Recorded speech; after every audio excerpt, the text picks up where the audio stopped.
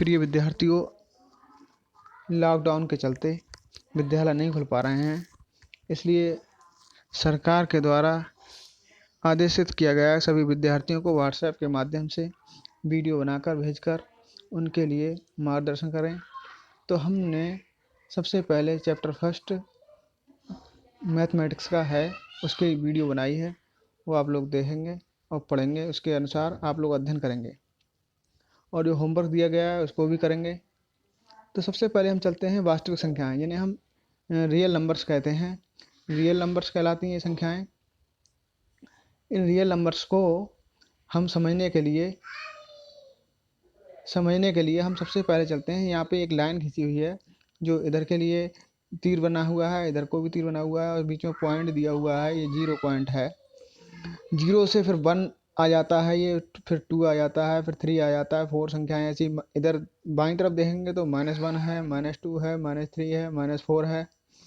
इन संख्याओं को पढ़ेंगे और इनको समझेंगे क्या है। सबसे पहले हम प्राकृतिक संख्याएं लेते हैं। प्राकृतिक संख्याओं को इंग्लिश में नेचुरल नंबर कहते हैं। नेचुरल नंबर वो संख्याएं होती हैं जो धनात्मक होती हैं और जो शुरू होती हैं 1, 2, 3, 4 इस तरीके से अनंत तक चली जाती हैं। ये नेचुरल नंबर होती हैं। दूसरी संख्या होती है पूर्ण संख्याएं।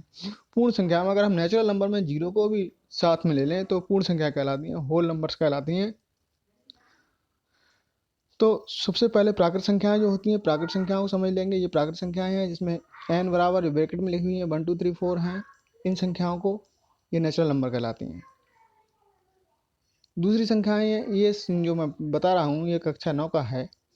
ये 9th क्लास का आप समझ लेंगे तो समझ में आ जाएगा, आगे बाद में बताएंगे। उसके बाद है पूर्ण संख्याएं। पूर्ण संख्याएं वो संख्याएं कहलाती हैं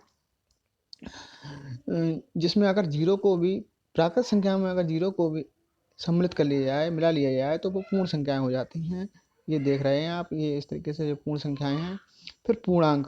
पूर्णांक कब कहलाता है? जो लाइन पे जो रेखाएं, लाइन पर जो नंबर लिखे हुए हैं, अगर हमने उनमें 0, 1, 2, 3, 4 तो है ही, उसके बाद माइनस की भी नकारात्मक संख्याएं भी ले ली, नेगेटिव नंबर्स को ले लिया, तो उनको लेकर संख्याएं बनती हैं वो पूर्णांक होती हैं, इंटीजर्स कहलाते हैं। इनको जेड से डिनोट करते हैं। ऐसी प्राकृतिक संख्या को एन से व्यक्त करते हैं। पूर्ण संख्याओं को डब्ल्यू से व्यक्त करते हैं। परमेय संख्याएं क्या होती हैं? Rational number. इसमें p/q के रूप की भी संख्या आ जाती हैं, जैसे 3/5 है। इसको भी इस ब्रैकेट में शामिल कर लिया जाए। इस तरीके के 1/2 है। इस तरीके की संख्याओं को भी अगर सम्मिलित कर लिया जाए तो परमेय संख्या कहलाती हैं। अपर में संख्याएं वे संख्याएं यानी p/q के रूप में नहीं लिखा जाए, उन्हें अपर में संख्या कहलाते हैं, जैसे √3, √5, √2 आदि। इनको भी अगर सम्मिलित कर लिया जाए तो वो वास्तविक संख्याओं का संग्रह कहलाता है।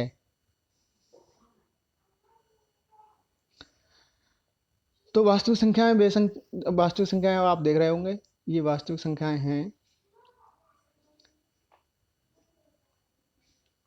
ये संख्या हमारी वास्तविक संख्याएं हैं। वास्तविक संख्याओं को रियल नंबर, परमेय संख्याओं तथा अपरमेय संख्याओं के संग्रह को वास्तविक संख्याएं कहा जाता है। मैं समझता हूँ आप लोग समझ चुके होंगे कि वास्तविक संख्याएं किसे कहते हैं। वास्तविक संख्याएं यानी रियल नंबर, परमेय संख्याओं तथा अपरमेय संख्याओं का संग्रह। ये देख रहे होंगे आप, ये पीछे जो दिया हुआ है,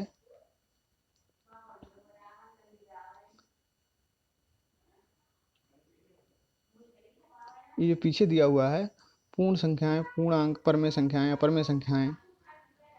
परमेय संख्याओं और अपरमेय संख्याओं दोनों को, जो अपरमेय संख्याएं और परमेय संख्याएं यानी अर्थात √3, √5, √2 को भी इस ब्रैकेट में मिला लिया जाए तो वो वास्तविक संख्याओं का संग्रह कहलाता है। तो समझ चुके होंगे वास्तविक संख्याएं क्या होती हैं।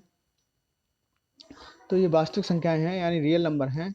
अब हम शुरुआत करते हैं यूक्लिड विभाजन प्रमेय का। ये यूक्लिड विभाजन प्रमेय का है, दो धनात्मक पूर्णांक a और b दिए रहने पर ऐसी अद्वितीय पूर्ण संख्या q और r विद्यमान है कि a बराबर bq प्लस r, जहाँ r क्या है? r मतलब रिमाइंडर, शेष होता है, जो कि b जिसे भाग करते हैं उससे छोटा होता है या 0 से बड़ा होगा या 0 के बराबर होगा। तो ये देख रहे हैं यहाँ पे जो लिखा हुआ है 0 से बड़ा या बराबर r क्या है? 0 के बराबर होगा या बड़ा होगा। और लेकिन 20 से छोटा होगा जो हम भाग करते हैं, अभी समझाएंगे हम। ये क्यू क्या होता है यहाँ पे, यहाँ जो क्यू लिखा है, क्यू लिखा हुआ है, ये क्यू कोसेंट मतलब भागफल होता है, जो भाग करते हैं तो भागफल आता है। आर रिमाइंडर होता है, शेषफल होता है। यूक्लिड विभाजन एल्गोरिथम दो धनात्मक पूर्णांकों एचसीएफ परिकलित करने की एक तकनीक है। हम ए और बी दो धनात्मक पूर्णांकों का एचसीएफ वह बड़ी से बड़ी संख्या जो दोनों को पूर्णतः विभाजित करती है। एचसीएफ मतलब मासा निकालना आता है तुम लोगों को। मासा कैसे निकलता है, वो जो मासा निकालते हैं हम उसी विधि से निकालने के लिए देखो ये एग्जाम्पल दिया हुआ है, दो संख्याएं हैं जैसे 235 और 15। यहाँ लिखा है हमने ए बराबर 200, ए की जगह पे 235 है और बी की जगह पे 15 है। 15 की 15 से गुणा करेंगे 225, 225 से 10, 235 होता है, देखो ये आ रहा है। अब हमने इसमें क्या किया, ये 15 को उठा के इधर ले आए। स्टेप फर्स्ट है, फिर स्टेप सेकंड है। स्टेप सेकंड में इस बी लिखा है, बी की जगह पे ये 15 है वो आ गया इधर, और आर आ गया यहाँ पे। 10 की 1 से गुणा करेंगे 10 से कम 10 और प्लस 5 जोड़ेंगे 15 आ गया। इसी तरीके से स्टेप थर्ड। इसके लिए और समझने के लिए हम थोड़ा दूसरे पेज पे चलते हैं। जैसे ये 235 है, इसको समझना होगा तुम लोगों को। देखिए 15 और 235 वही संख्या है। 15 से हमने पहली बार भाग किया,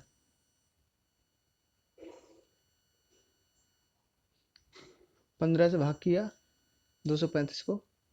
15 एकम 15, ये 15,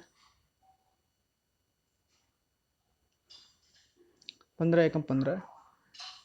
यहाँ 8 शेष बचे, फिर 5 उतारे, 15 75, 75। जब इन्हें घटाया तो 10 बचे। फिर इसके बाद जब जब आ गया तो देखते हैं हम इधर 235 बराबर, ये 235 थी हमारी संख्या, ये वाली ये संख्या हमारी, ये 235 थी। 235 15 ये वाले, बी की है 15 और क्यू की है 15, 15 गुणा 15 प्लस आर, आर मतलब शेष 10 बचा, ये आ गया। फिर उसके बाद 10 से हम इस 15 को भाग करते हैं। ये 15 जो है यहाँ पे जो ये वाला 15, ये वाला ये 15 है, इसको ले लिया, फिर 10 से भाग करिए, शेष फल से इसको भाग करते हैं। 10 से कम 10 एक बार गया, फिर अब एक बार गया, फिर इसको हम स्टेप सेकंड में लिख लेते हैं इस तरीके से। स्टेप सेकंड है, हमने इसमें लिखा 15, ये 15 थे, ये जिसे हम भाग कर रहे हैं।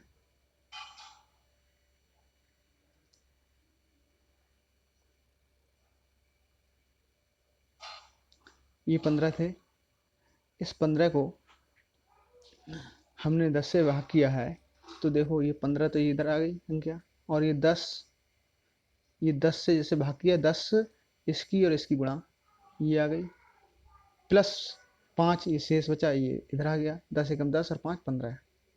इस तरीके से अब सेकेंड थर्ड स्टेप आता है।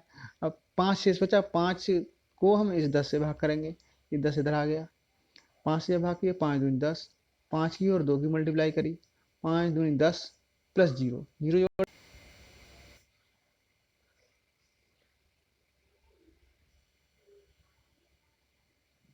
अगर हम जीरो जोड़ते हैं तो ये संख्या आ जाती है। ठीक है, अब उसी के अनुसार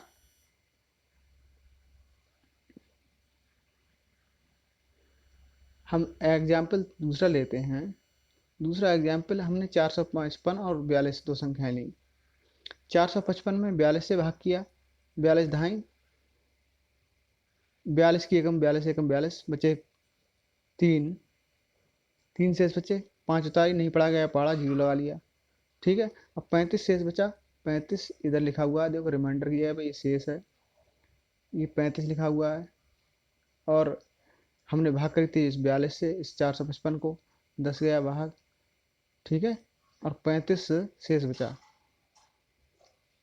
35 शेष बचा। इस 35 और 12 हमारा भागफल हमारा 10 आया, 10 की 42 से गुणा करेंगे, 42 दहाई 420 प्लस 35 बराबर 455। अब स्टेप सेकंड पे आ जाते हैं। स्टेप सेकंड बराबर क्या होता है, 42,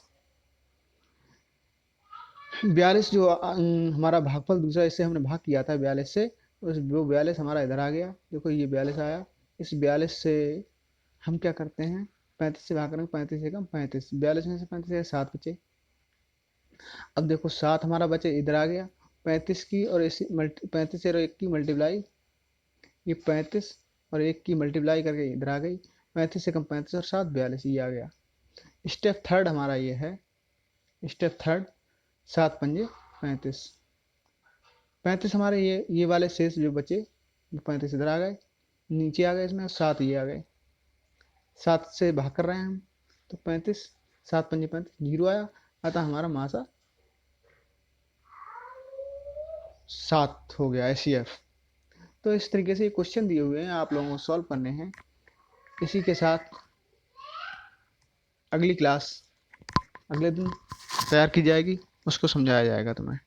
ठीक है प्यारे विद्यार्थियों, मैं आशा करता हूँ आपको समझ में आएगा, और नहीं समझ में आया होगा तो आप कमेंट में लिख के भेजेंगे, केवल यही। ठीक है, और अनावश्यक कोई भी बात नहीं लिखेंगे, जो समझ में नहीं आएगा वही लिखेंगे।